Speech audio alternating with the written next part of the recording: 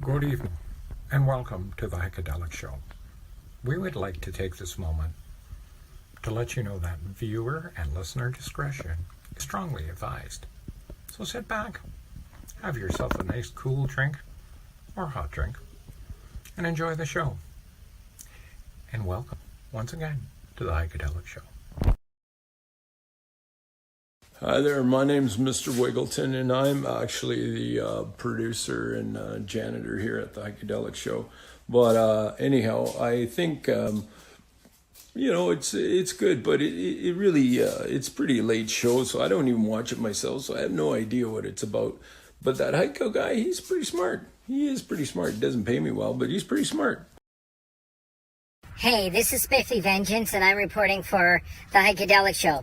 In behind me, you can see the War of the Worlds going on as we speak. It's amazing. It's a light show. It's over the Pickering Darlington nuke plant, but we're not sure what's going on. We think it's aliens, because if you watch, we've been watching this for almost an hour now, and the light show is incredible. What we thought was just a storm appears to be possibly alien invading the Durham region. This is Stiffy Vengeance, and I am going to try and stay awake and watch the show behind me, and hopefully I won't get probed. See you on the Heikadelic Show Monday night.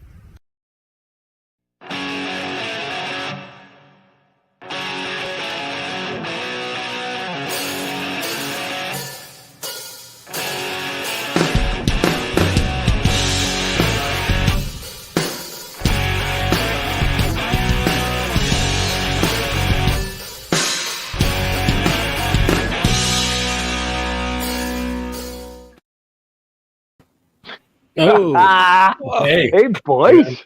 what's up? Nice to see you all. Welcome You too, back you too. to another episode of the Heikadelic Show. It must be Monday.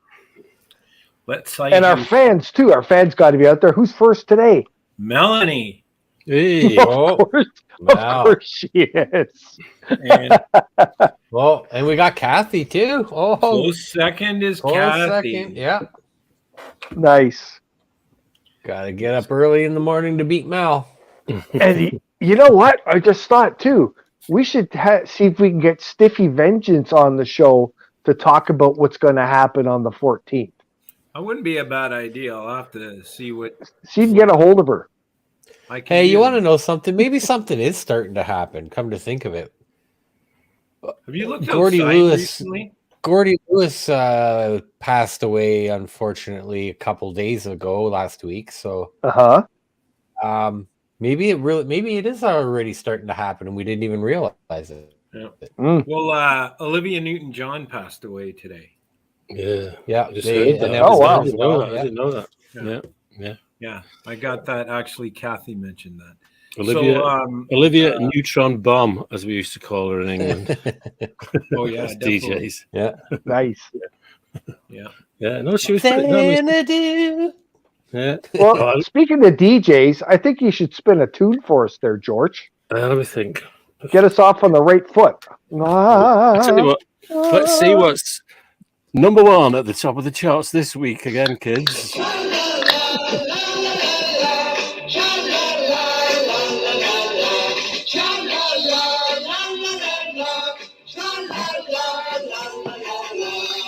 It is. Cheers, everybody. Still up there, the number one choice of the nation. Yes. That's the one. Yes, absolutely. Yeah. Well, Yeah, cheers to there's- everybody. Xanadu, that was the first movie I ever saw in a drive-in movie, and that was in Wow. Newmarket, 1980. Yeah. Wow, that's amazing. Yeah, because our first time over from England, we don't have, we certainly didn't back in my day have drive-in movies. No? Yeah.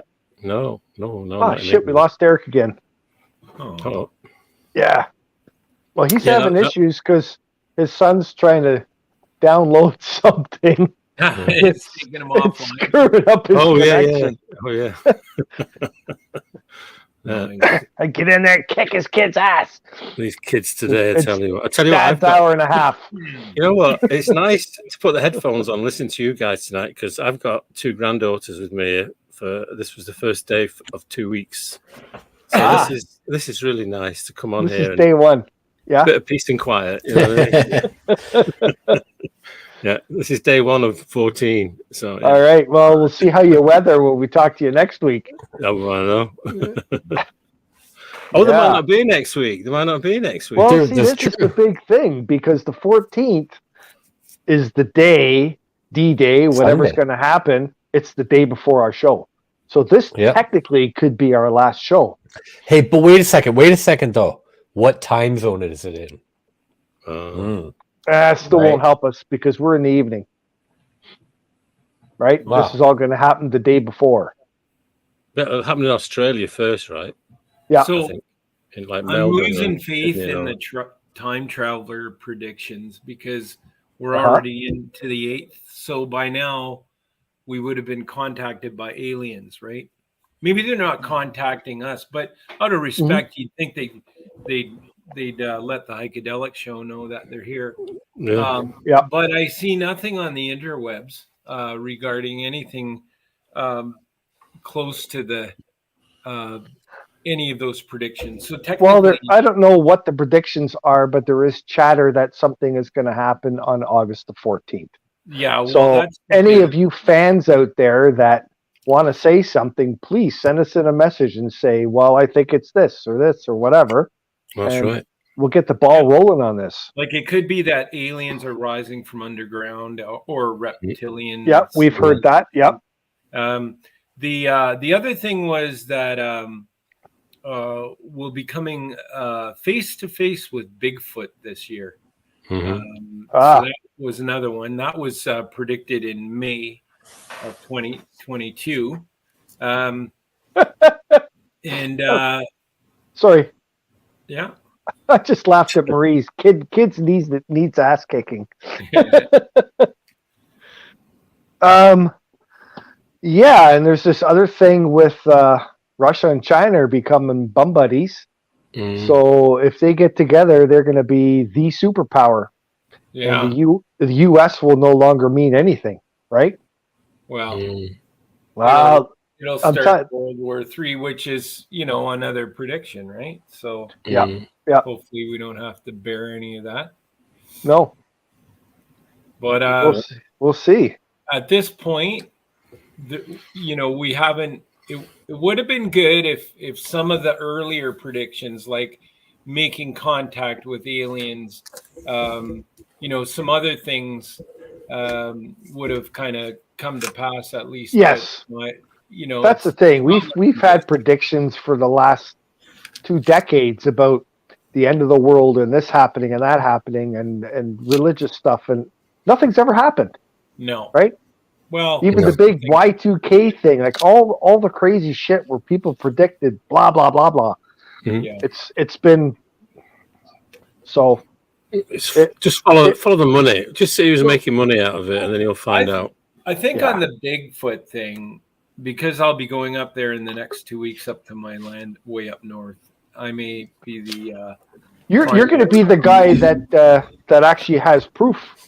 Yeah. You're going to have a video on your camera that's not going to be one of those shitty, grainy, wobbly, no. looks like a smudge on a windshield type thing. I've got my truck loaded up with trap cams and all kinds of goodies. Junior. Hi, Junior.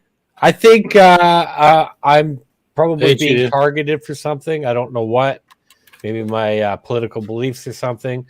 But I keep on getting zapped. All of a sudden, like I'm okay. Lots of signal, and then poof, it's like a cycle every 5 minutes. Are you doing shrooms? Am I doing shrooms? No, it's not a wave. No. It's a cycle. It just whacks you in the head. It does. So, Mary. Hey, Junior, if you can hang on long enough, see if you can guess my backside this evening. Oh, yeah. See, Marie thinks it's time travel. Yeah. Well, she's got time travel ? So she's inquiring why we're talking about that. Firing it at us to see. Oh yeah, maybe it is. That could be something happening. So let's just do a quick little recap here because the time traveler suggested a few things over the top. Yep. Okay. So is this there's specific dates, right? Is this the guy who says he's a time traveler, or is this something else? No, this is the guy who says he's a self-proclaimed time traveler. Okay. Ari Yermani. Interesting name. So and he didn't have hair when he first came here, right? Well, he's obviously from the future, right? Yeah, I guess. No, I think he didn't have hair or something because of. So March 11th. So March 11th, the first human has a child with a chimpanzee. It can talk and has mixed features. I don't know. That was supposed to be on March 11th. That never happened. Well, just going back that didn't happen. Just going back to the time traveling thing, and we discussed this a couple of weeks ago. Yep. This time traveler has come from the future to now, right? Correct. Now, right. Remember we discussed that, like, scientists and what have you said you can only go back as far as to the point where time travel was invented. So if he is truly from the future, right, he's come back to 22 or whatever this is from. So time travel would already exist, right? Yeah. Well, that's an interesting concept. That's one of those loops, like, that's what they're saying. Time travel has to be invented for someone in the future to use it. Yeah, I don't think so. You can't go back any further than when it was invented. So you could only come back as far as if it was invented last year. You couldn't go to like 2020. Now, is that because you need the receiver machine, like the original machine? I think so. Well, it's just doing the math. I don't know. I read it. Well, I say I read it. I looked at it. I didn't understand half of it. But, and someone said, "Yeah, that's what it means." I went, "Okay, understand that." I predict the sun will rise. Don't get the wrong impression that I read scientific, whatever. Yeah. So, it would already be here if he came back as far as here. And Bobby, midget Bigfoot. Yeah. Yeah. We call it Imagine human that, foot. right? The big, like, 16-inch feet with the little person on top. You got it. But damn autocorrect. So, so this guy, Ari, or Irie, it's spelled Aery. Back in, this would have been, I guess he was predicting last. Let me just double check this here because, I think he was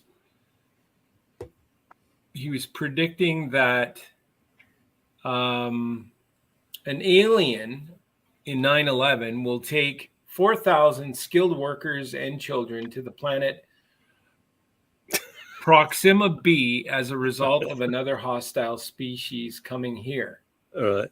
Gotcha. And on 9/14, the largest hurricane in U.S. history hits the U.S. coast, mainly South Carolina, making it the first Category 6 hurricane.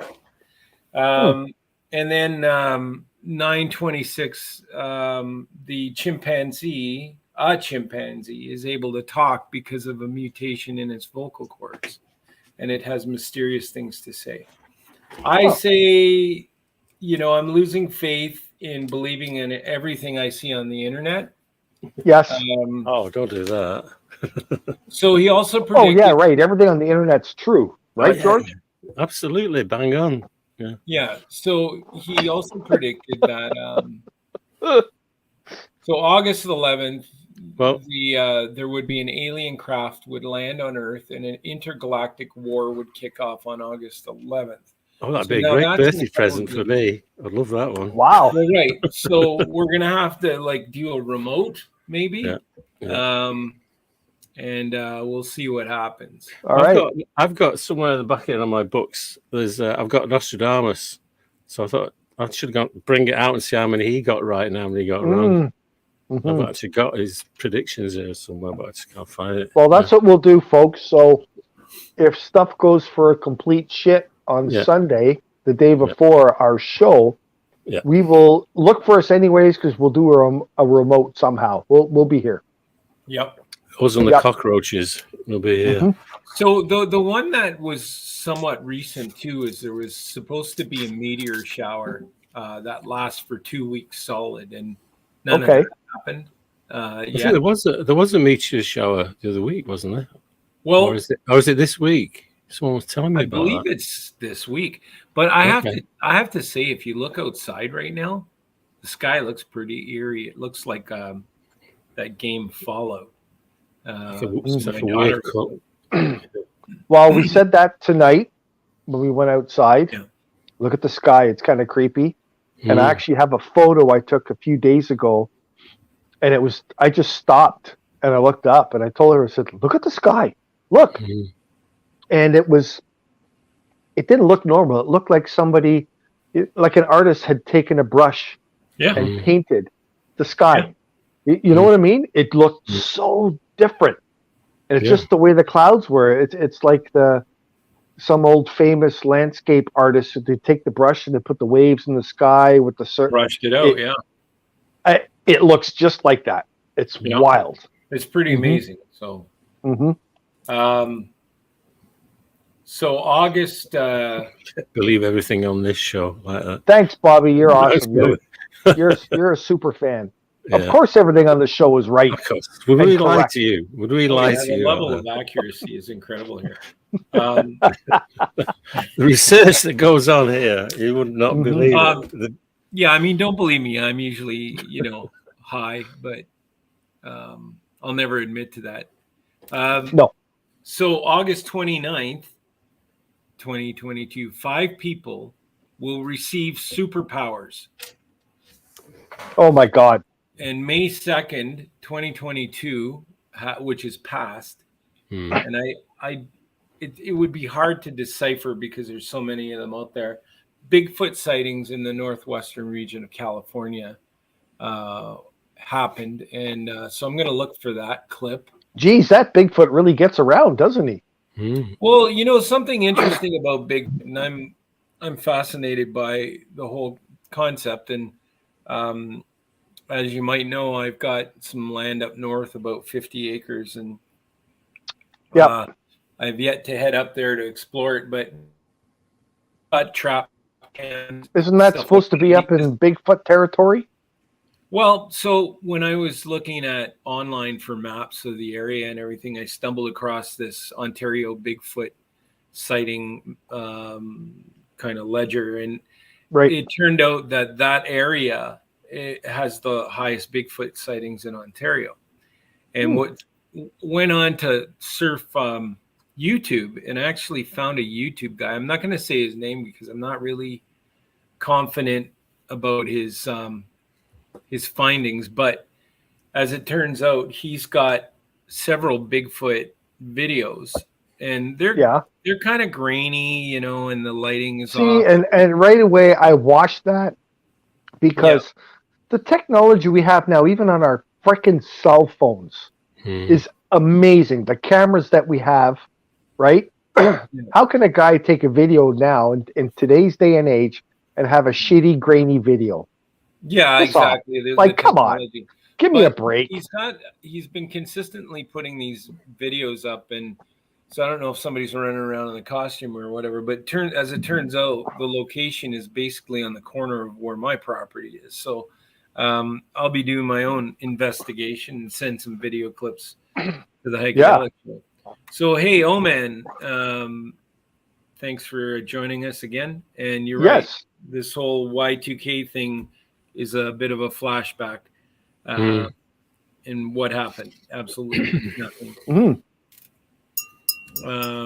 So Bobby's got confidence in us saying no fact checkers are needed here. So the other thing that the time traveler claimed was that the English would win the World Cup this year. Go, George. Yeah. All right. But when's that? That's it. No comment on that one. No comment.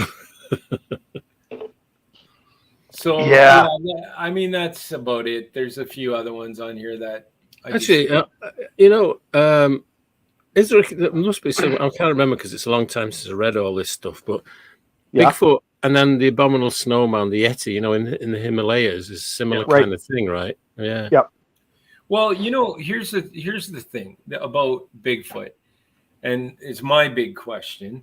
When they find a foot, if they find tracks, it's a very, very short run. I know. Yes. I think it was in the Himalayas or some mountain range. They found there were. They showed one running, and they actually found the tracks, several tracks. But when people find, let's say, a foot that they make a cast of, there aren't any other ones around. So there's this idea that Bigfoot is multi-dimensional. So it's there and it's not there, right? And then they, conspiracy theorists or people with a crazy imagination claim that Bigfoot is either an alien or some kind of a Overwatch for aliens, and it has the ability to change from different. He's the guy that built the bug out trailer, and he's been out in the bush for 20 years, and he hasn't washed or shaven in a while. So that could he's be a little ratty looking. 20 years, but yeah. But please subscribe to my channel and send something. She's not interested in. Oh wow, she doesn't care about anything we're talking about. How'd it go, Kathy? Kathy's spoil got the taste. moment. I mean, Kathy's got taste. She's just interested in my backside. Spoil the moment. All she wants to see is George's backside. Why not? I can hang on a minute. Well, it takes me forever to bloody find the thing. It's right behind you. It is now. Hey, folks, it's time for George's backside, my favorite part of the show. So sit back and have a look at his backside. And you can catch George out in the clubs, DJing, that's right, flipping those discs, and whatever else he does. But, hey, right now, I just want you to focus on his backside and come up with some answers. Yeah, I'll tell you what. All right. Let's see what you got there, Polly. That's Polydor, isn't it? I'm not telling you what that is. But we flipped it. Ah. Because that was the inner sleeve we took it out of. And here is the backside of the album. I can't believe you just took an LP and just threw it over there like that. Wow. That is such abuse. I didn't throw it. I put it gently over there. Jesus. My fingers never touched a groove, for God's sakes. Okay. It landed. It didn't even land fully. It's just leaning by the edge on my phone. Wow. It's okay. Don't call the Vinyl Society. No. So it looks like the hordes are going down the street. There's a typewriter or a keyboard, typewriter or a cash box or something. I think I'm not sure. No, it's one like. Yeah, it's probably a cash machine. Yeah, it's got those funky symbols on it too, which I don't really recognize. There's a dollar sign there. There's a dollar sign. The dollar sign, yeah, but the diamond and the one under the dollar sign. Bow tie, yeah. It kind of looks almost militant to some degree. It does, but the buildings are kind of they got like futuristic architecture, like the curves and lines there. That's kind of funky. Yeah. So is this has something to do with the end of the world, doesn't it? It might. No, I don't know. Let me read the title. Hang on. Not really. Not really. Somebody's onto something. Yeah. Well, you can ask questions. You can ask questions. Yeah, I think we need to break it down a bit here. And holy shit, Derek's not here, just ramming all the questions off. Yeah. Come on, fans. So send us a message. Pink Floyd, coming from Derek, I think. Who do you think this is, guys? He's having connection trouble. Yeah, so he's actually chiming in on the chat. Okay. Let's see. Okay. So he said Pink Floyd. Let's check the Pink Floyd column here. Let's see. It could well be Pink Floyd, Let's have a look. And Kathy's suggesting Steve Miller Band. Kathy's. Wow. I think she might have been keen-eyed there because even I saw that, but Did you? Or she? Wow. Nice job, Kathy. Think. Look at that. See? Yeah. You see that? No, I don't see it. Here. Oh, there it is. Oh, there it is. That's pretty obvious. Yeah. But that's kind of cool. The building with them all marched down like that. Yeah. The album's called Living in the 20th Century, and this came out, I think it was in 1981. Wow. You know what kind of reminds me of? The Alan Parsons Project. Yeah, it's got that futuristic... It's got that look to it, right? Oh, no, sorry, 1986 it came out. Wow. Nice job, Kathy. You win a prize. You do. We don't have prizes on the table right now, so you just have to name what you want. We'll see if we can get it for you. Tell us what you want. Tell us what you want. As long as it's a T-shirt we don't have at the moment. Yeah. No, she's going to tell us what she wants, aren't you, Kathy? Yeah, okay. All right. Yeah. Well, she doesn't need glasses. We'll do our best. Need glasses, I don't think. She doesn't need glasses, that's for sure. No. Wow. Yeah. Nicely done. That's not even like, but yeah. Well, we'll see what we'll come up with next week, kids. If we have a show next week. If there is a show, but just in case, I'll get one ready. Just in case? Yeah? All right. Just in case we still survive. Yeah, we've not been taken over. Yeah. So even when we're in the backyard in the trenches doing a hot spot, you'll still have your backside with you. The backside will be there next week somewhere. All right. Sure. All right. We'll do it. If it's the last thing I do, I'll show my backside. You're going to show your backside next week. Yeah. That'll be my legacy. Mm-hmm. For sure. Yeah. I always used to say that too. If I die prematurely, I want to get buried face down with my butt cheek sticking up through the sod or my backside. That way the kids have a place to park their bikes. That's right. Flowers sticking out of your anus. No, just a place for the kids to park their bike. Yeah, it's like, you might as well have some purpose. No way. I see. Uh-huh. She admits. Okay. Well, at least you're honest, Kathy. All right. No prizes for you then. So, yeah, I'll tell you about my weekend, actually. So I ended up going, or was it on the weekend? Yeah, I think so. Yeah. I ended up going up Heiko's way. And yes. I was actually heading to a place to buy something up in Aurelia. And I could hear, I had my trailer behind me, and I could hear this kind of loud sound in a... Yeah, it was on Friday. Oh, yeah, right. And so I thought the hitch might have popped off on my trailer. So anyway, as it turns out, the back of my exhaust dropped. There's a bracket on there, and I guess it wore out. So I was looking, I'm on the side of the road, and I'm looking for something to kind of repair it with. The only thing I had was a fish chain. Your fish chain. So a fish chain is something that if you catch a fish, you put them on the chain, and then you drag them behind on the boat. Yeah, they stay alive that way. They're in the water, but they stay alive. Yeah. Yeah. But I figured, something that can, latch onto about 7 to 10 fish.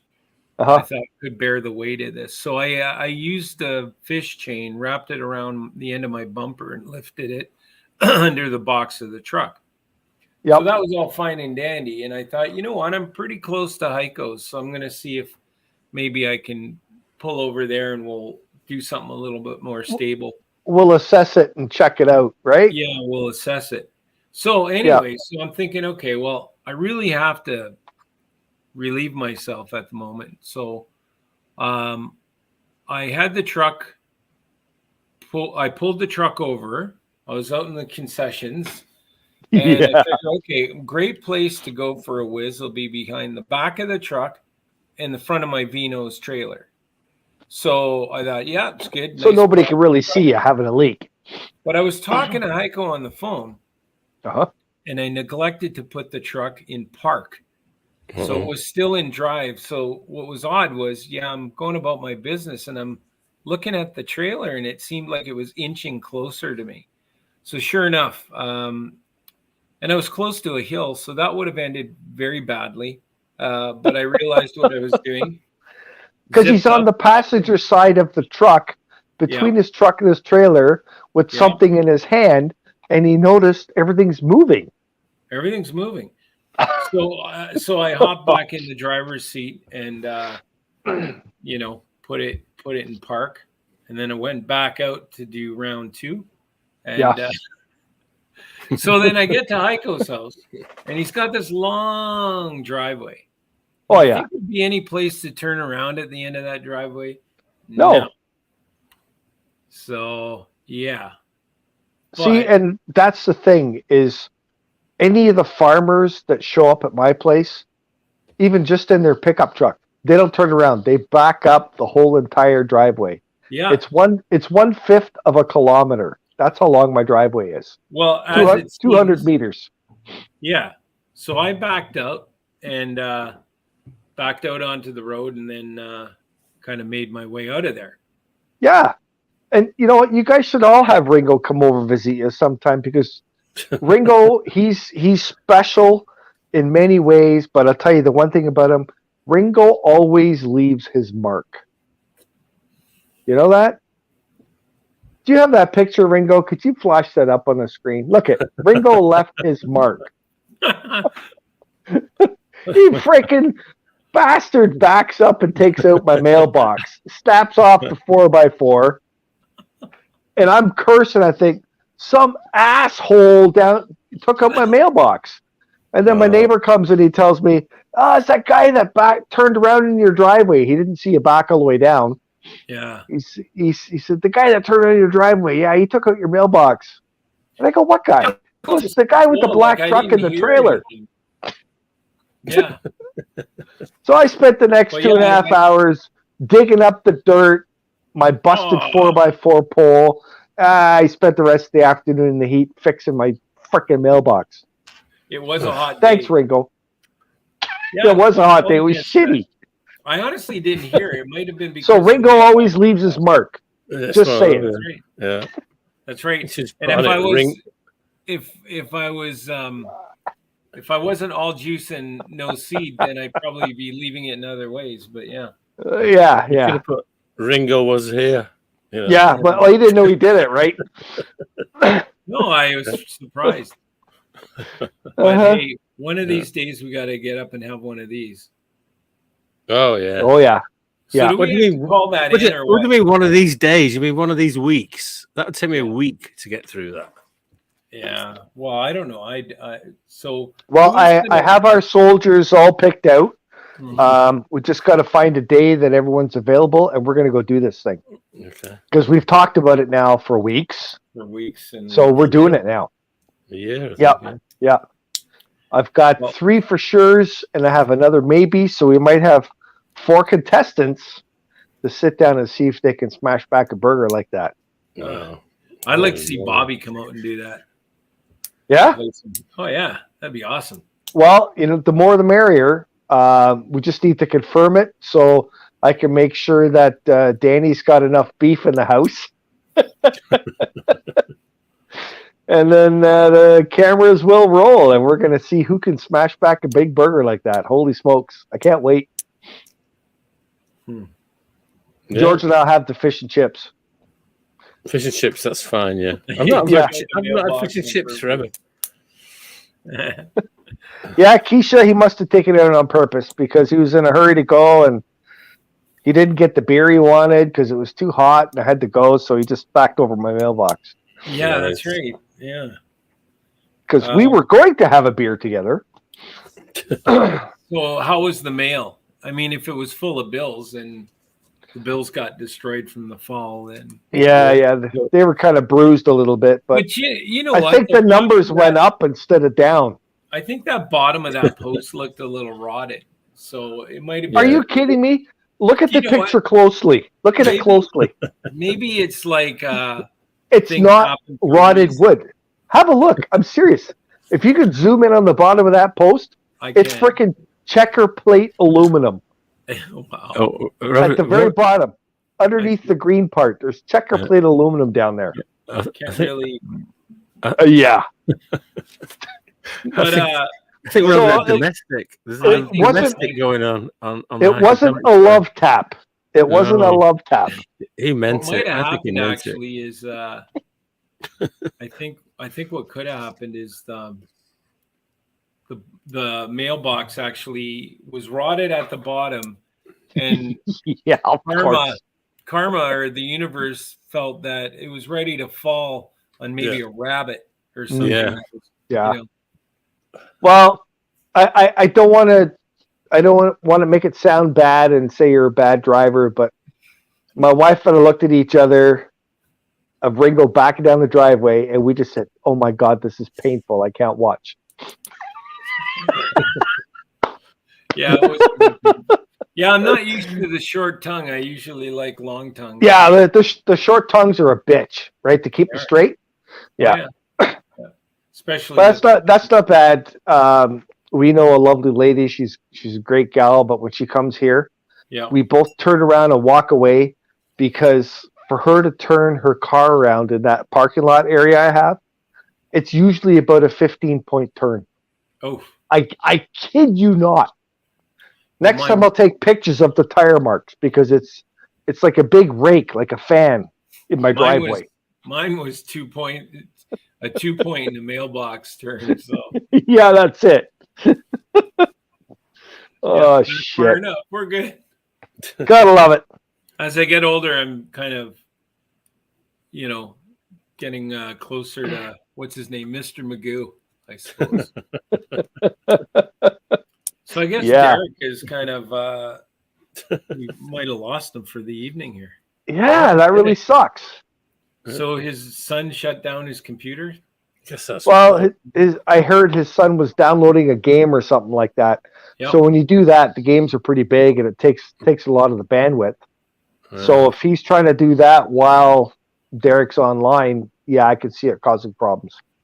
Yeah.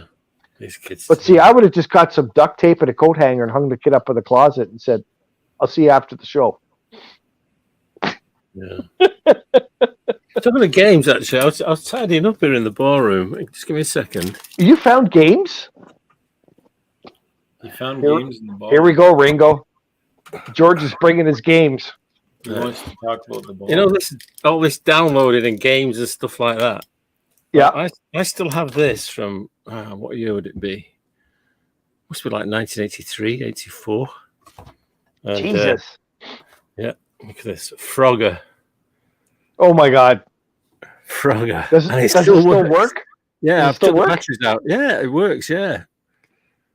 Frogger. We should have a Frogger contest one day, never mind. Wasn't that a brilliant game, Frogger? It was. I used to love that.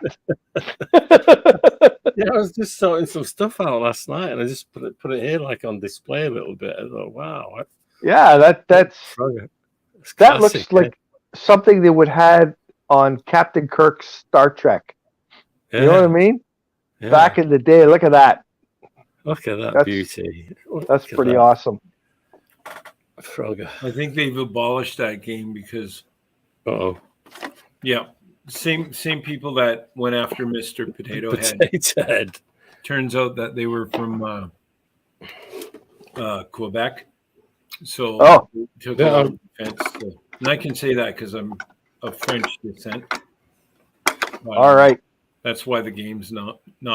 In fact, I think, George, you have to actually, like some of the guns that are out there right now that are being recalled to be destroyed, you have to surrender that Frogger game. Oh, wow. Yeah, I'll put batteries in it this week, maybe. If we're still here next week, get some sound. And next week, turn it on and we'll check it out. Yeah, so that's where the frog tries to get across the road, right? Like yes, tries to get across the multi-lane highway. Yeah. So you got to jump and not get run over. Yeah. So who did you say decided it's not PC, Frogger? Oh, the people that. So Mr. Potato Head. Because Mr. Potato Head was a Mister, not a multi. Yes. Whatever. And Frogger when the use of that seemed to offend certain people. So yeah, so that was taken off the market.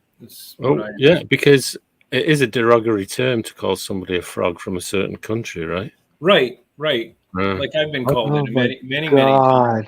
It's okay. Well, so what does that mean? You know, you know what it means? It means we're raising a bunch of pussies.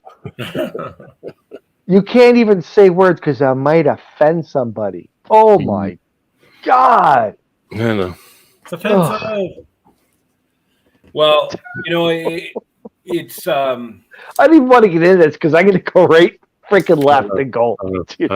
I'm just going to start again. Well, so I was out on the weekend and I had my big military truck out for a spin. Yes. And I was getting some gas, and this guy pulls up in one of these. It's like a mini bus that they do tours on, and he was taking a bunch of kids up to a Bible camp in Muskoka. Okay. I was out in Mississauga area, so these are big tanks to fill. So we're shooting the breeze, and he was asking, you know, like he was interested in the truck and stuff, and then we got talking about, you know, I said, it's good to see, like, no matter, it doesn't matter that van was off to a Bible camp.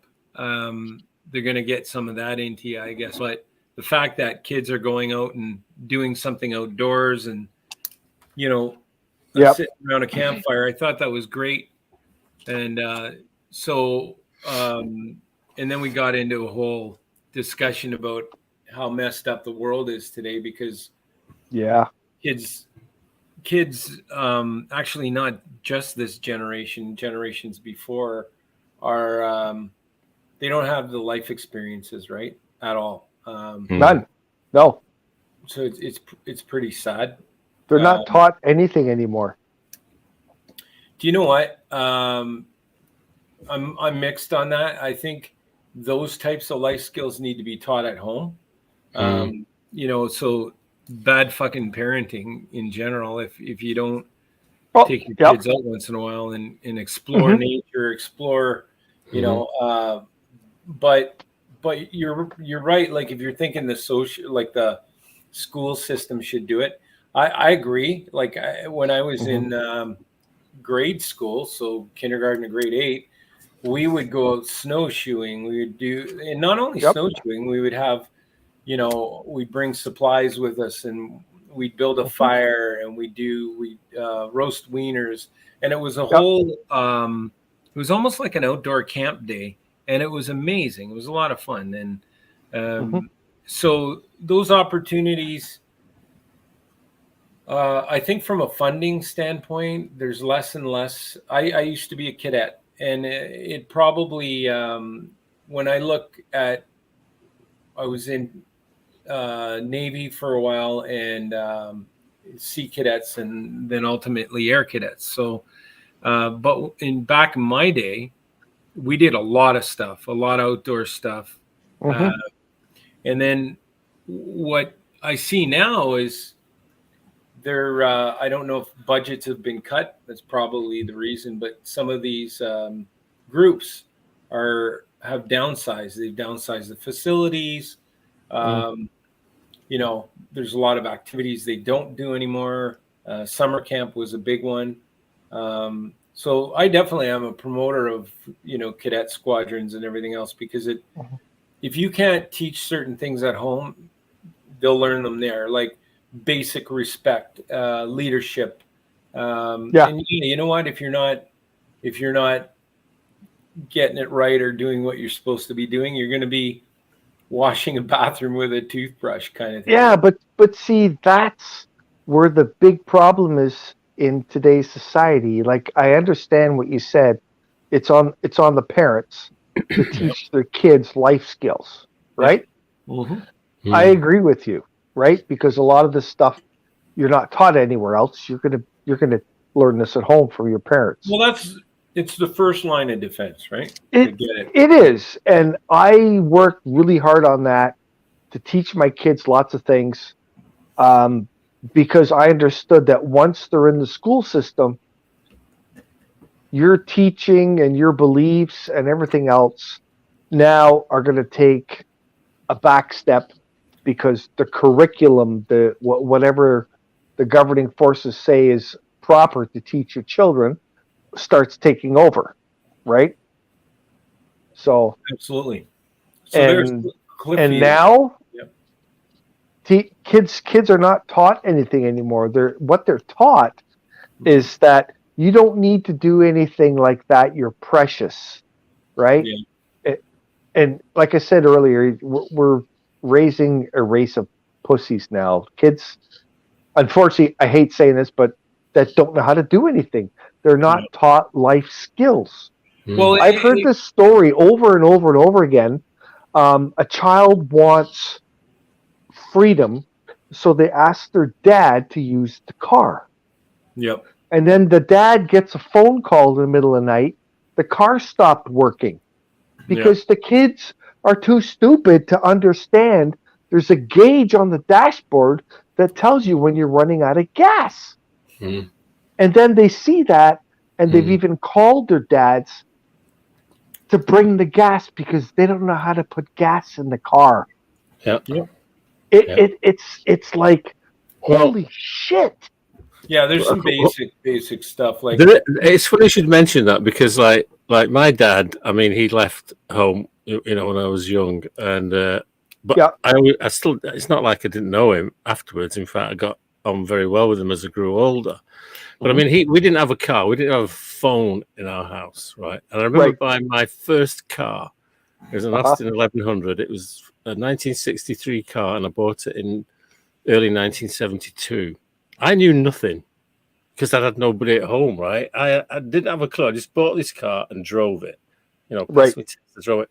I didn't know about inflating tires. I didn't know about changing oil. I probably knew how to put gas in, you know what I mean? But that was about it, So the car died after about a year and a bit because I'd never done anything to it. It was the next door neighbor who showed me how to inflate the tires. I didn't have a clue, you know what I mean? But yeah, those are the kind of things that should be taught somewhere, And like when I check the oil, anything like that. I didn't have a clue. I just thought you got in and drove the bloody thing. I mean, I was like 17. It's magic. Yeah, I bought it, I insured it, and boom, off we go. I get it. I totally get it. And like I said, I've said this on the air a couple of times. Yeah. When my daughter Keisha wanted a vehicle, she could have the truck, but before she could leave with the truck, I said, "You're going to learn how to change a tire." Yeah, but it's not flat, Dad. I go. It kind of boils down to that saying, give somebody some fish, they'll eat for a day. Yes. Teach them how to fish, they'll eat for a lifetime. And that's what you can kind of sum it all down to, because if you're providing so much for the child that they don't have the experience to try things out on their own, they'll have that opportunity someday because you won't be there for them, or they'll be in situations where they have to I mean, birthday just reminds me again, it's a school cross country. I used to do school cross country like back in the 60s when I was at grammar school, and the thing was again about learning stuff at school, which was crazy. I went to this all boys school, and we learned things like I was crap at math, useless, right? I wasn't very good at woodwork and metalwork and all that stuff. I like reading. I like writing. We'll do the jingle in a sec, but we just want to say. So I got put into this stream, and I was doing like physics, chemistry, and biology, right, which I had no interest in whatsoever. Right. And then I remember, like, as I got older, you go into a thing called the sixth form. After like 16, you do 2 years in what you call the sixth form, then you go to university or college or whatever. And I remember as you got older, you mixed up, the system changed a lot. I'm talking late 60s in the UK now, where they were starting to integrate schools. And so girls from a girls' like grammar school would come and sit in on some of our classes and vice versa. So for the first time you mixed with girls and from another school. I remember going to the girls' school one time, and I couldn't believe it. There was cookery rooms, and there's all these stoves lined up. And I thought, wow, I'd much prefer to someone teach me how to cook than learn about where the amoeba started and how it developed. Had no interest. And then you go a bit further, and there's a room full of typewriters because girls did typing and cooking, and boys did this. And I'm like, I'd rather do the typing, than this crap stuff I'm doing. Yeah, it was called home economics. Remember? There you go. Yeah, domestic science as well. Right? That's another one. Right? Yes. And they used to teach young people. School, Yeah, they used to teach them. They had shop class, they had carpentry, they had home ec where they would learn how to cook. Yeah. They used to do life skills in high school. Yeah. And it all went away. Yeah. Well, because now you have these. Yeah, I don't want to say it, but you have all these different types of people, and because they don't want it and don't like it, the school system has taken it away. Well, you know what? The people that don't like it don't do it. Go do something else. But leave it there for the people that want to learn. Yeah. See, much typing and cooking. If I'd done that when I was like, what you start? I think you start at 13 to 15, 16. That was the course, right? I would have been a better person today. I could cook, I could type, I could do all that stuff. I've just got a bunch of F's against like chemistry, biology, math. You know what I mean? It's like, what was the point of those 3 years of that course? I took typing. So it's nothing new. It's nothing new, kids. I took typing in business machines. You can help me out, George. I certainly can. Let's see that. Cheers. Hang on. There's still that though. The production guy, everybody. The production guy didn't show up today. I know. What the hell?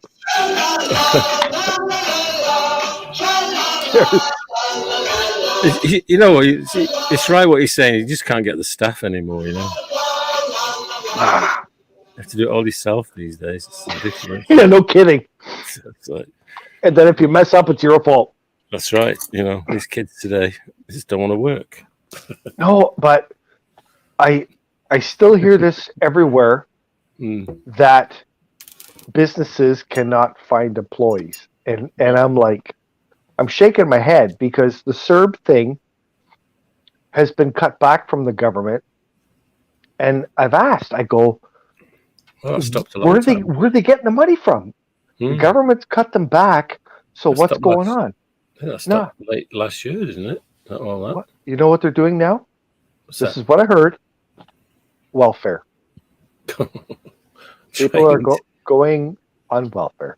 And the government's going, okay, here you go. Maybe this is the grand plan, the great scheme of just human farming. It is. Make everybody stupid.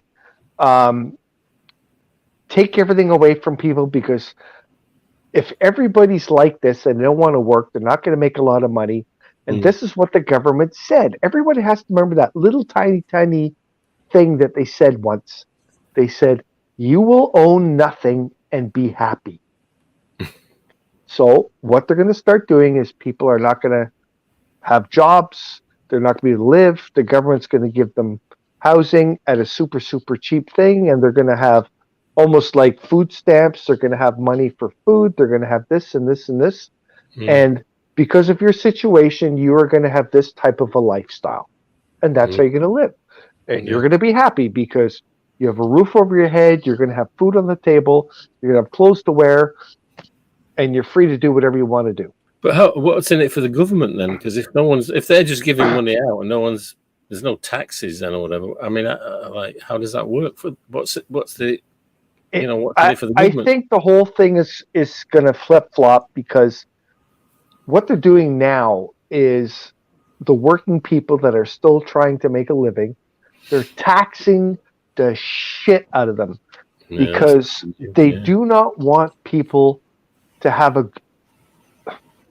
good life, to afford to go out to dinner, to afford to go to movies, to afford to have a cottage or a new car. They want everybody to start coming down to the poor side, right? Yeah. And then once the people get to the point where they don't have anything else, they're going to look to the government and say, okay, I need support. I need help. So what the government's going to do is say, well, you still owe $200,000 on your home. So what do you say? Because we love to have you people in our country. We're going to look after you. We're going to wipe out your mortgage. You're going to be free of a mortgage. But now we own 51% of your house. Right?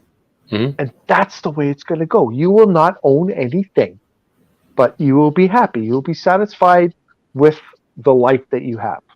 So what's the end? What's the government's end game in owning everything? Total control. Of what though? It's going to be like not worth having, is it? Well, a lot of people, like you look at people now, and unfortunately, it's really sad that a lot of people only see themselves in the big picture. Right. They don't see their friends, their neighbors, or when you go to the grocery store, your fellow man. They don't see that anymore. They just see me. And as long as me has whatever I need to survive, I'm okay with it. I don't give a shit about anybody else. And that's the kind of mentality that's going to happen. And it's a slow process. People can call me crazy, call me whatever you want. It's just what I think. Okay, it's my opinion. Your opinion. Yeah, because to make it all work, there's fear. There was all the fear with COVID. There's all the stuff that they're bringing down on people. The taxes are going up. Fuel costs are up. And if you look at what's happened in society, how many people are actually working? A lot of people lost their jobs because of COVID, right? Oh, absolutely. Oh, yeah, terrible. And for them to bring up the prices of everything, the government's supposed to be there to look after their people, for fuck's sakes. Not dig into them more and more and more till they have nothing left. Yeah. Right? Yeah. The other thing that's going on right now with the hospitals is disgusting. You see Rob Ford on the TV saying, everything's fine, everything's happy, everything's 100%, it's all good. Bullshit. If you go to any hospital, they're closing emergency rooms everywhere in all different hospitals. I'm sure you've heard of that, haven't you? Yes, I have, yeah. And do you know why that is? Go on. It's very, very simple. They don't have staff. That's yeah. It's got nothing to do with money. It's got nothing to do with anything. They don't have staff. Right. Because when all this COVID bullshit happened, they let people go. Right? Yep. You don't have a vaccine, bye-bye. You can't work here anymore. They let all these people go. The hospital I know of, they lost 1/3 of their staff. They have not replaced that 1/3 of their staff. So the nurses and cleaned up people and porters and everything that are still working today are so overworked, it's obscene. And you know what's happening, George? They're quitting. A great job like that makes really good money, good benefits, good everything, they've had enough. They're quitting. They're way, way, way, way overworked. Even I know guys, a supervisor, they make $125,000 a year to make good money. He said it's not worth it anymore. I've had enough. He quit. Right? Local hospitals. Like it's wild. And what's he doing now then? I don't know what he's doing. He just left. He said he's had enough. I'm sure he's going to take a break for a bit and find something else to do. Right. You know what? There are jobs everywhere. So it just depends on you personally, what you're willing to do, what you're okay with doing. But people are getting pushed so far back that they've had enough and they can't do it anymore. Right. I think a lot of it's mentally. Mentally, they are taxed. Yeah. Right. Yeah. Physically too. Like they're not even allowed vacations or to take days off. Like, even if you are COVID positive, you have to go to work. I know in a about hospital. that. In a hospital, you have to go to work. Like, didn't make sense from what was going on 2 years ago, right? No, not at all. It's just gone total 360, right? Yeah, yeah. And I saw people texting on the bottom there, the Great Reset. Yeah, there's a lot of shit happening. It's all well planned out, and we are peons. And if you don't look into things for yourself, you can't listen to what's on the news, what's in the newspaper. You have to do your own research. You seriously do. Yeah, but where did you find that research? I mean, it's a bit. I mean, we were laughing earlier. It's like, oh, it's on the internet, you know. That's tough. What you need to do is you need to find a source of info. But now you can't just go, okay, well, this information's right. You have to actually do your own research and compare it to what's going on out there. And you can't listen to just our news here in North America. You need to listen to global news, European news. Yeah, absolutely. And you will hear a totally different story. And you go, huh? So now that's exactly it. I mean, the point is you have to look at different places, right? And like, I mean, even since I joined the band here on the Heikadelic show, I mean, some of our guests kind of are interesting. They're extreme, you know, and some of the stuff I still follow, and some of it is really outlandish where it's coming from. But there's no smoke without fire. I always think that with this stuff. I know they want money and they've got, you know, they want subscriptions and all that, but it's kind of, it makes you think, you know. So you've got to look at all the extremes, read between the lines. But at the end of the day, I think most people still feel a little bit powerless at what they can do about it. Well, see, and that's the big thing, and it's fact that us as individuals can't really do shit, right? No. But as a group, as a collective, as a nation, we are very powerful. And we need to stick together. And this is what the government has done with fear, is they've made us all scared of each other. Excuse me. So people can't have little meetings like with groups and all that kind of stuff, because everyone's scared of everybody, of getting sick and dying, which is a bunch of bullshit too. So they know how the system works. They know how we think, and they're attacking us in ways that we don't even see. But they're trying to break up the family unit, the collective, the groups, the organizations. They're busting all that up. So if everyone's standing there by themselves, we're powerless. Right? United we stand, divided we fall. What a great song that was, eh? There you go. Fantastic. But what's the end game of it all? That's the thing, right? Like, okay, well, I mean, like, to me, you know, there's less years in front of me than behind me. But if I was 35, you know, again, you know, I just emigrated and I was doing this, that, and the other. I go, well, what the hell are they trying to achieve with all this? Well, and what can I do about it? At this stage of my life, I go, you know. Yeah, and see, that's the problem with us, is we all ask that same question. What can we do about it? And you go, I can't do anything. As a group, as a collective, we can, right? What is that? We need to find other people that believe in what us as individuals believe in as well. Because there are groups out there, there are associations out there, and that's the whole thing.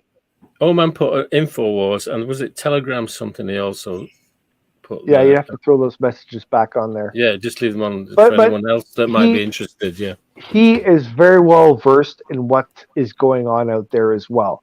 He's done a lot of research there.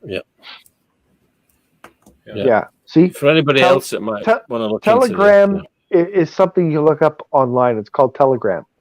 That's all right. It? Yeah. Okay. Look that up online, and you'll start seeing things. There's Adrienne, the person we've had on our show a few times. They're not conspiracy theorists. She calls herself a truth teller. Right. So what they are trying to do is they're trying to teach or show the truth to the general public so that we can also see what's going on. Mm-hmm. Right? But us as individuals, we have to look for that, do our own research about it, and accept that. Yeah. Mm-hmm.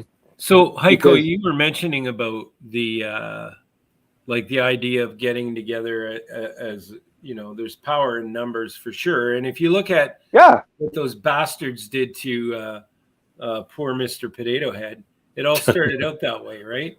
Yeah. And so the snowflakes and those idiots that demand change or try to erase the past, and they come together in these, groups like change.org.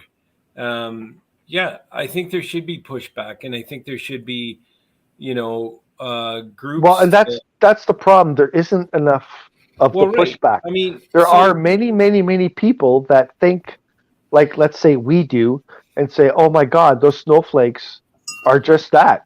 What they're talking about is absurd. But there needs to be, like, governments get challenged all the time. So the Green Party will challenge the Orange Party, whatever.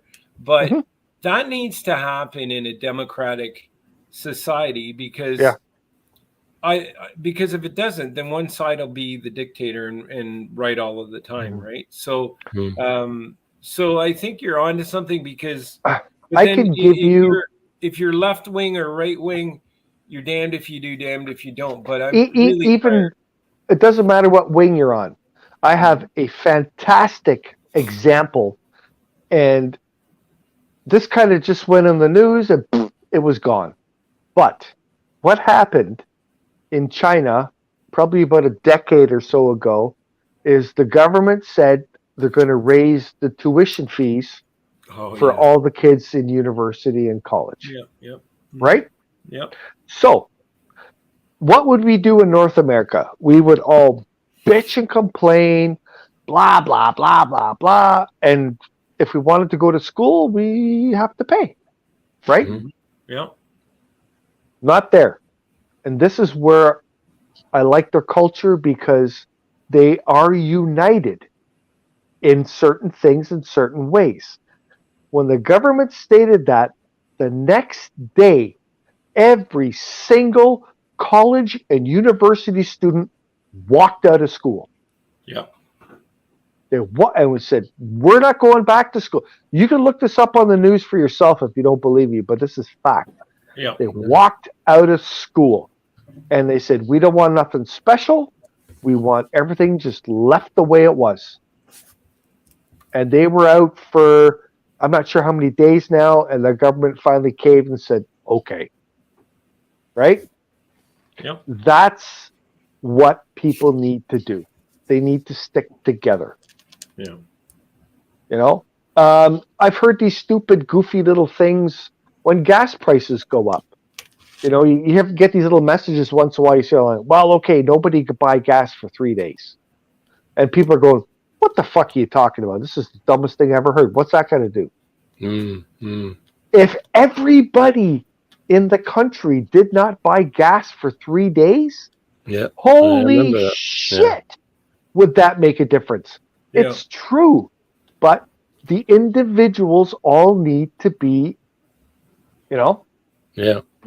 together as tell one. That to you, boss. Tell that to you, boss. I'm on a 3-day gas strike. Yeah, whatever. I'm taking a sick day. I'm allowed sick days. I'm going to be sick the next 3 days. You want a doctor's note? I'll get you a doctor's note. Like, whatever. But that's what makes a difference. And I always go back to the college university students in China because they did it. Mm. They just freaking did it. Strength in numbers. Yeah. So, and this is what the governing forces don't want because they lose control. Right now, they have an entire nation that's not going to school because they're asking for more money. Mm. Right? They actually got a punch back, and they had to go, "Well, okay, we went too far." Right? Mm. Yeah. Like our gas prices here doubled in a year. Yeah. Mm. Like, what the hell is that? Yeah. And blame it on the bad guy in Russia. No, the barrel cost did not go up. It's all monkey motion bullshit, right? Yeah. So, whatever. And if, when people say, "Well, everyone's left us," we're just me and you. You need to stand up for yourself, for your neighbor, your family members, your countrymen, whatever. And a lot of people have the same ideas. I'm not saying go do stupid shit, right? But I'm just saying, we are in this together. Mm-hmm. We're not individuals. We're in this together. Some stuff, okay, I can see, blah, blah, blah. They're doing things to change things, but other things are a little too much, right? Yeah. And you can look into that any way you want to look into it. You can research it. The Great Reset. There's all this stuff people are talking about. The facts are there, right? Yeah. So do what you need to do. Don't just be sheeple, because sheeple are just that. They just get walked over, right? Well, that's the way it is. It's I know, but it's fact. Like they've done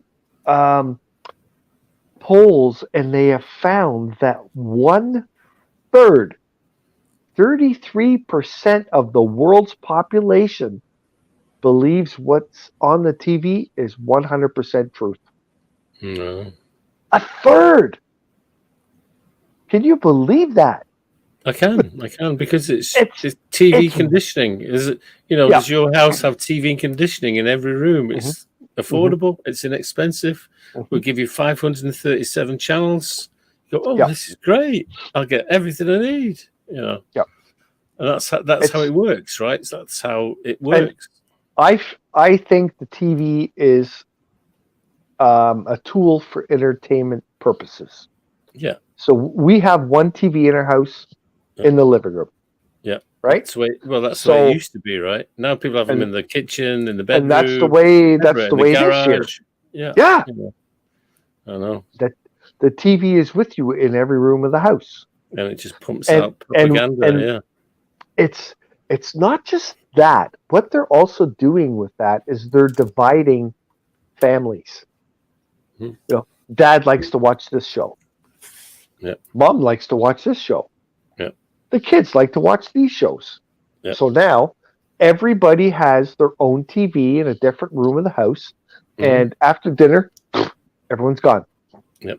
Everybody's on their own TV watching their own thing. There's no more family time. There's no more together time. Yep. Yeah. I remember that when I grew up, it was the family. Brothers and sisters, mother and father were all in the living room watching the one TV together. Yeah. Right. But I mean, even like I'd watch some of the things my mum watched, right? And but half the fun was going, oh, come on. You know what I mean? Like having a laugh with your mum going, this is such silliness. Well, you know what I mean? And that was part of it, right? And she would watch some I like, and she go, look at him singing. What's his problem? You know what I mean? Yeah. And that was whereas now it's like, oh no, you go off and you watch his problem in your room, and mum watches her old stuff in her room, and it's gone, isn't it? It's just gone. And what they're doing is they're dividing the family unit. Especially with technology as well. It's like, okay, oh God, it's your parents. You know what I mean? It's like, it's like, oh, crikey, Granddad managed to send an email yesterday. You know what I mean? It's like, you know what I mean? And they taught to like disrespect their elders, right? Yeah. Do you know what I mean? It's just like that. Yeah. And yeah, of course, like, every generation likes its own music. That's nothing new. No one likes the music the parents listen to. No. But now it's like you got to laugh at them for it. Whereas before it was like, whatever, just leave them to it.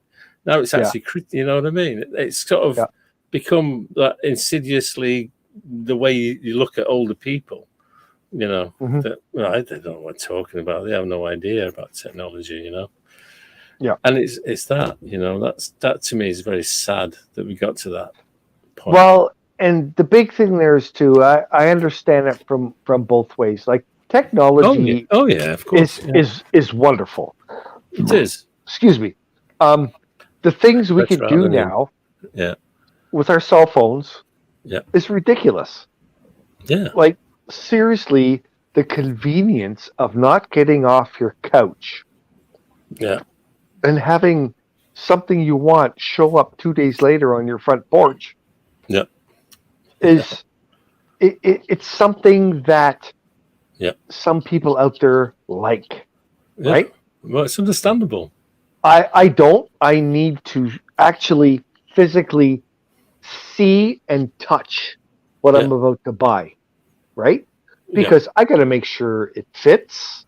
Whatever. I understand that. You know what I mean? There's certain things that I would not buy online or on wherever. You have to go to a store. And I think the vicious circle is that you go to a store and they don't have it because it's being sold online, so they're not stocking it. And it's like that's what's happening. It's not worth it to them. And that's the you hit a great point there, George. Is some of the bigger stores. Won't even name one, but everyone has their favorite place to like to shop. Absolutely, big, huge stores. Yeah. So you go to the store, you can buy whatever you want. Yep. But if you go online to their website, you can buy stuff that's not in the store. Yeah. Right.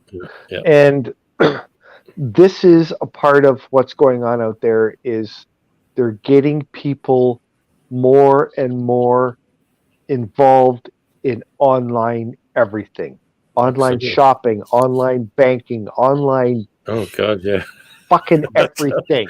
I'll tell you, I opened a business account. It's funny because, and then I at the time I had no idea what this girl was telling me. Right, she said you can go on the internet and you can do like transfer money by email and all that. And I remember like what, and this was 2014, right? Right, and and then like my son sort of said, Dad, you can do all this stuff last year. I said, you don't have to go to the bank to pay somebody. Just go into your account and email. You don't have to write a check, right? I go, okay, that sounds great. Yeah.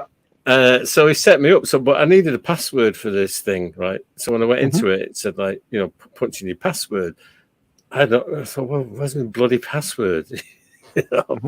And so I happened to be clearing some things out, some old documents and that. And I found like this thing from 2014 that had this password on it.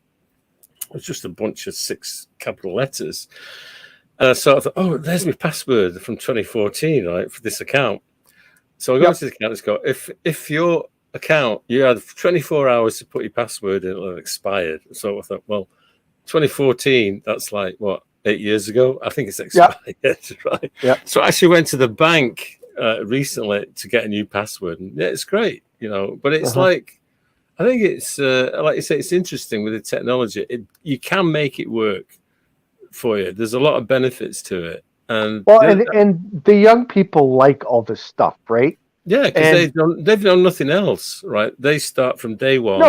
They start banking. Yeah, they start doing this stuff. They can't tell their grandparents that they're crazy and not with the times. Yeah, because those people are used to something different. Absolutely. And they don't want to give everything up to the electronic age. They don't trust it. They don't trust it. No, and I've been doing computers all my life. I've been all this stuff. I get it. I understand it. I do it. But it's so easy for people to get into your own personal stuff, like with the hackers, because everything is electronic. Yeah, Everything is I online. mean, a crazy throw it out there, but I mean, like, so I'll get a check from a gig whenever in the 60s. Well, not in the 60s. I wasn't getting checks, but like you know, the 70s, 80s, where you get a check, so you have to go to the bank. So you think, well, you're trying to balance up internet banking. You go, well, first of all, I'm not paying for gas. I won't get knocked over. You know, a bus won't run me over, or a truck won't run into my car. I won't get mugged at the, you know, lining up at the bank. Blah blah blah. You go. You can eliminate all those things. You just go on your phone. You can take a picture of your check, boom, and it's gone. So yes, it's hackable, or whatever you want to call it. But look at all the other things you've actually eliminated. And old man just said, online is just a small step before the metaverse. Yeah. And he's right.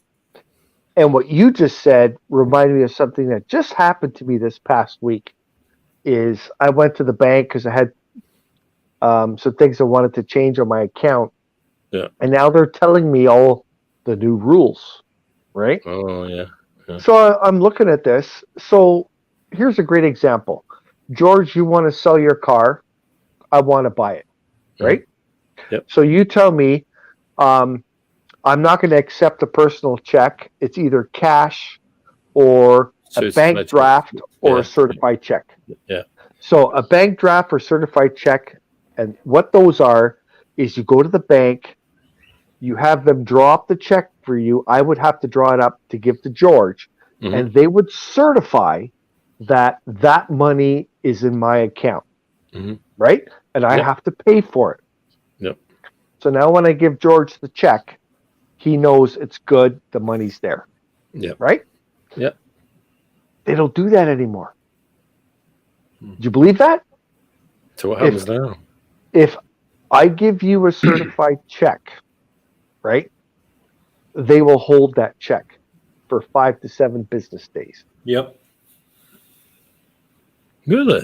Bank draft, certified check, all that shit. They hold it. Payroll, it does not matter what kind of check it is, they hold it. Hold it. Yep. Really? What's the point of certifying it then?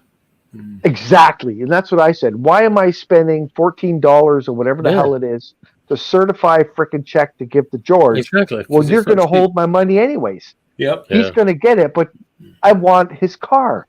You know what I mean? Yeah. No, that's not how it works anymore. I didn't know that. Said, I just found that out. So everything they're telling you is transfer cash. And that's what they said. The only way to get around it, e-transfer him, because the money goes right from your account to his account. Directly in, yeah. Yep. Wow. So they're making us do this. Oman is referring to as the metaverse. You'll notice that if you log into to Facebook now, it says Meta. Yeah. Right, so Meta now, and you know they own a bunch of different things, but the metaverse is actually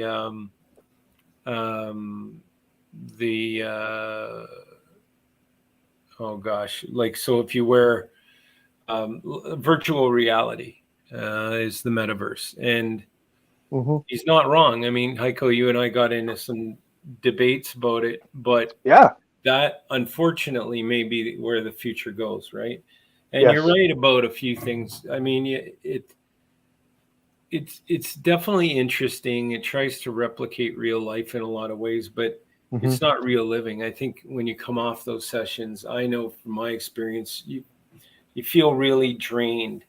Even though you're maybe meeting some people, seeing some different things, and it's definitely not the same. I mean, you're taking that personal element out, but the fact that, you know, like even watching a gamer that's, you know, right into it, and they can literally sit there for hours and hours and continue to game, sometimes overnight, you know, it's got to be physically draining. The new thing that they do now too is gamers are watching gamers play. Oh yeah. They're not playing with them. Yeah. They're watching them. So let's say George is really good at a certain video game. So what George is going to do is he's going to go online maybe 2-3 hours a night and play his game. Frogger. And what? Yeah. And yeah, you're gonna play Frogger because you're awesome at it. You are so good at Frogger like nobody else. Yeah. But now, Ringo and I, we like playing Frogger too, but we're not nearly as good as you. So Right. what we do now is we're gonna pay you $10 a month to watch you play. Yeah. Wow. I'm And serious. Some of these It's guys have like huge. thousands Wow. of people viewing them and getting paid. I know a guy. He runs his own little business, and he had a young lady that was working for him, and they got into this discussion, right? And she does this. She's really good at a game, and she plays online, and she has people pay her to watch her play.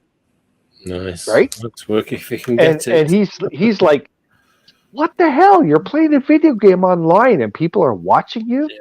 She goes, yeah. She said, last week I made $3,000. Wow. Yeah. She said, if you're good at it, you could make $30,000-$40,000 a month. Wow. And we're going, huh? To watch somebody play? But yeah, again, it's $10 a month to watch you play Frogger because you're so freaking awesome at it. I want to learn how to do that. It goes on the internet and everybody starts to learn. George, you got to watch George play Frogger. So now you have thousands of people giving you $10 a month. Right? Yeah. It's wild, but that's what it's come to. Yep. Wow. Well, I hate to call it, boys, but it's it is. 11. Yeah. Well, that's an interesting chat. Yeah. Well, here, old man just threw something out for people that need a little bit of spice for their mind. Klaus Schwab. Yeah. Research Klaus Schwab. And who's it? Yuval Noah Harris. All right. Harari, sorry. Harari. Yes. Yeah, eyes are going, but yeah. We shall do that and talk about it maybe next week if we're still here. Yeah. If we're still here. If we're still here. Yeah. Before we go, Ringo, when are you going to see Motley Crue Def Leppard? Is it Buffalo? Wednesday. Yeah, because it's in Toronto tonight. That show's in Toronto tonight, right? Mm-hmm. Yeah. Oh, so you get to see them before the big day.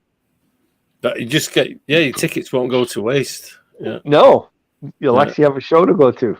Yeah. So what tell us again? You're going there because it's better to watch a concert in the US than up here. Just better tickets, better everything actually. So price is it the price is lower or about the same? No, it's about par. Yeah. Yeah.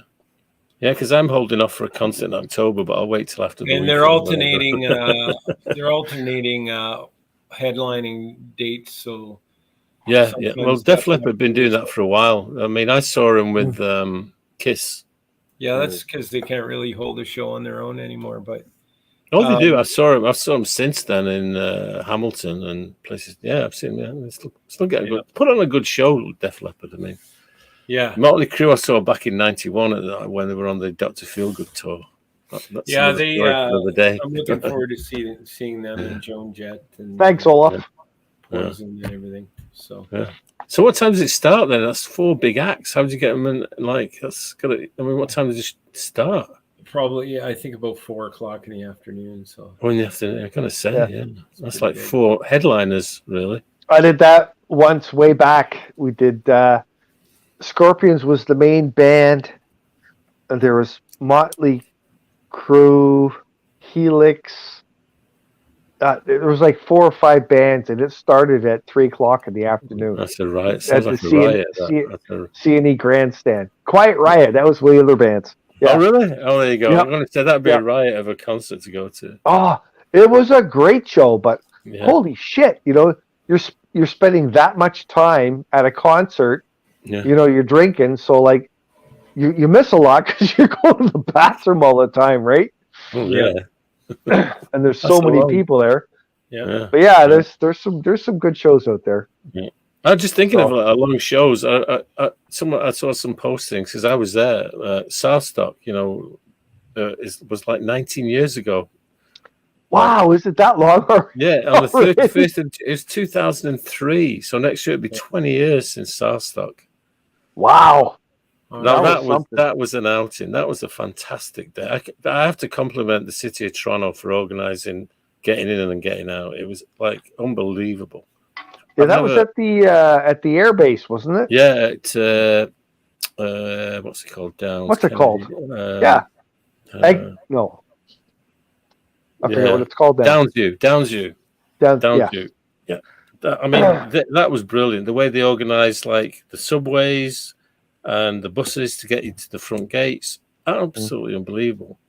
How smooth, and getting you out again, unbelievable. You know, there's no. I thought it was going to be chaotic. You know, like that big a crowd. Like no, it was 90,000. Really, really well done.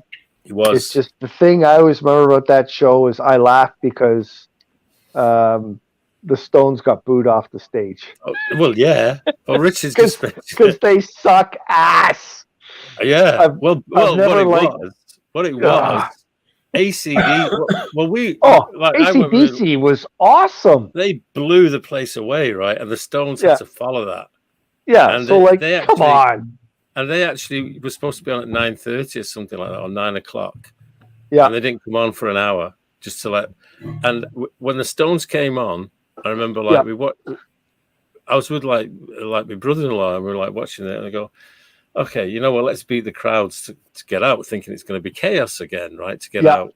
Yeah. And the people that were leaving, like we were leaving in droves. Like the place was just emptying, and the Stones were only half an hour into the set, and no one was interested. It was crazy. No. Yeah. Brutal. Yeah. But I'm only trying to find a DVD of that show and relive that day, because that was a fantastic day. Yeah. That day. Okay, I do your thank yous. Do my thing. Richard Dukeshire stole the show. Yes, they did. Absolutely. Yes, and it's still daylight. It wasn't even dark when they came on and finished. And you know what? We were at the back and the other. I don't know what the technology was, but you know, you get that delay when you're at the back of a massive. Yes. There was no delay because they had speakers at the back. Yes, you could hear those speakers. Yes, exactly how it was, like all in time. It was brilliant, fantastic. Yeah. Well done. Days I've ever spent. Yeah. All right. And I might hurt someone's feelings, but you know what? I always thought the Stones sucked.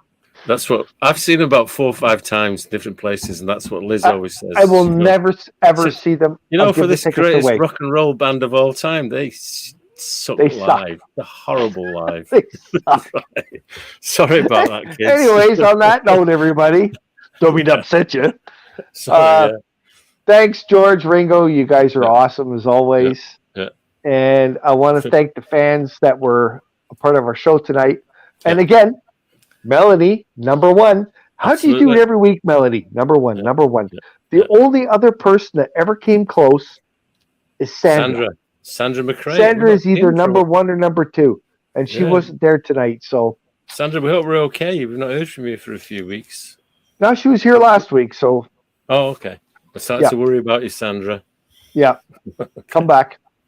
So, anyways, thank you, Melanie, Kathy, Marie, Junior, Bobby, Olaf, Keisha, Murph, Aaron, and Richard. You guys rock. You guys are part of the show tonight, and we'd love to see you back again next week. If we have a show, if everything goes well and the world doesn't magically explode or something like that. Well, I'm going to squeeze one last gig in on Saturday. Are you? I'm up in Bob Cajun this weekend, folks. Nice. At a trailer park. How perfect. What a way to go out. My last gig ever. You'll have to let me know. Maybe I'll come up and crash the party and join you. It sounds like fun. We used to hire Birch Cove. It's on Pigeon Lake Road. Birch Cove, yeah. Okay, we used to hire DJs to come up and do our trailer park too. So it's going to be fun. Yeah, it's a fun one. Awesome. All right, guys. If the world does go for a shit on Sunday, look for us on Monday, because no matter what, the Heikadelic show will prevail, and we will somehow be online. My backside's ready for next Monday. His backside's ready. I've got my backside ready. So, Ringo, Don't take any more mailboxes, you badass. Yeah. George, rock on, buddy. And we'll see you guys all next week, Monday night at 9:30, right here on the Heikadelic Show. Cheers.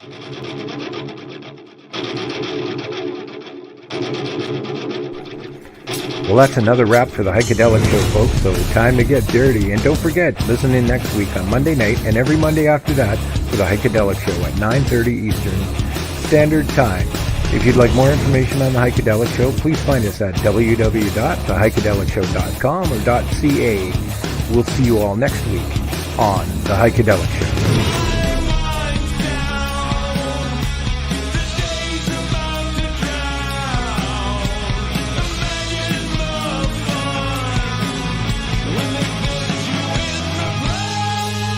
If you're interested in becoming a sponsor for the Heikadelic Show, it's easy. Just send us an email at info@theheikedelicshow.com. Meanwhile, you can browse our website at www.theheikedelicshow.com or .ca. Click on our sponsor tab and find out more information on sponsorships. Thanks for joining the Heikadelic Show, fans.